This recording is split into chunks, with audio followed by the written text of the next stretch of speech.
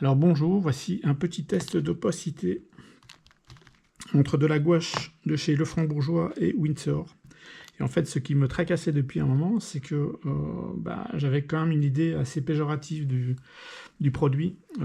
Dans ma tête, en tout cas, dans la tête de beaucoup de gens, je pense, la gouache est toujours considérée comme quelque chose de moins onéreux, donc moins qualitatif que l'aquarelle. Sauf qu'ici, on a 3 tubes qui viennent de la même usine, donc forcément avec les mêmes pigments, pas la même densité de pigments, mais voilà, on a quand même un produit qui sort du même endroit.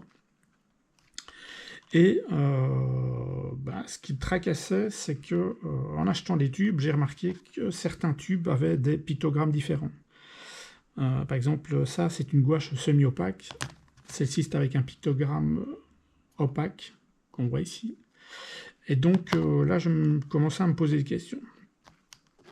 Et donc j'ai fait le test ici, dans un premier temps, avec des couleurs vraiment avec très peu d'eau. Donc j'ai juste étalé la couleur, et là je vois que l'opacité qui est annoncée est bien là. Le semi-opaque, il est bien là aussi, la transparence aussi. Et ce qui est assez flagrant quand même, c'est que si on regarde cette couleur-ci, qui est un rose tyrien, ça ressemble assez fort à de l'aquarelle. Sans mettre beaucoup d'eau, on retrouve quand même les qualités de l'aquarelle, alors que c'est de la gouache. Donc j'ai voulu faire le test un peu plus loin. Donc j'ai utilisé les mêmes couleurs, où j'ai mis un peu plus d'eau. Donc j'ai chaque fois mis un peu de couleur pure, de manière très pâteuse, et puis j'ai juste mis de l'eau sur mon pinceau et j'ai étiré. Et là, on retrouve bien les qualités de l'aquarelle dans les 4 couleurs. Ici, c'est une couleur bloc que j'ai rajoutée, qui était une couleur transparente. Et ce qui est assez incroyable, c'est que si on ne connaît pas les tubes et si on n'a pas vu le test avant, c'est très difficile de deviner qu'est-ce qui est de l'aquarelle et qu'est-ce qui ne l'est pas. Et donc, voilà.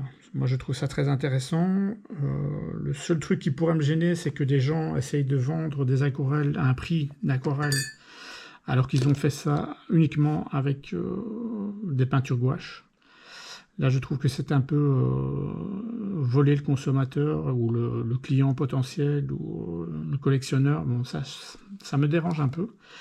Mais bon, si c'est indiqué et que le prix est en fonction, moi, il n'y a pas de souci. Par contre, ici, ce que j'apprécie beaucoup, c'est moi j'aime bien faire des démonstrations, des happenings, etc., parfois dans des très grands formats. Et là, ça me donne des idées. C'est-à-dire que plutôt que de tuer littéralement avec un budget qui peut vite monter au niveau des aquarelles, faire des démonstrations ou des happenings avec ce type de gouache qu'on diluerait comme une aquarelle, là, ça peut devenir très intéressant. Parce que ça permettrait d'augmenter ma visibilité et aussi le fait que je pourrais davantage peindre, prendre des risques, etc., sans que ça me coûte bonbon, comme on dit. Mais voilà, je pense qu'on peut y trouver son compte. Il faut juste savoir comment diluer le produit, car c'est une densité de pigment beaucoup plus élevée. Mais ou sinon, voilà, je pense que ça a vraiment un potentiel, même en mélange, de temps en temps, pour faire des valeurs plus foncées directement, sans devoir mélanger ces aquarelles pour avoir cette valeur plus foncée. La gouache peut être un plus. Donc je vous le conseille, mais il faut d'abord faire des tests, parce que voilà, c'est pas de l'aquarelle. Donc, il faut quand même avoir le dosage exact pour arriver au résultat qu'on a envie. Je vous remercie et à la prochaine.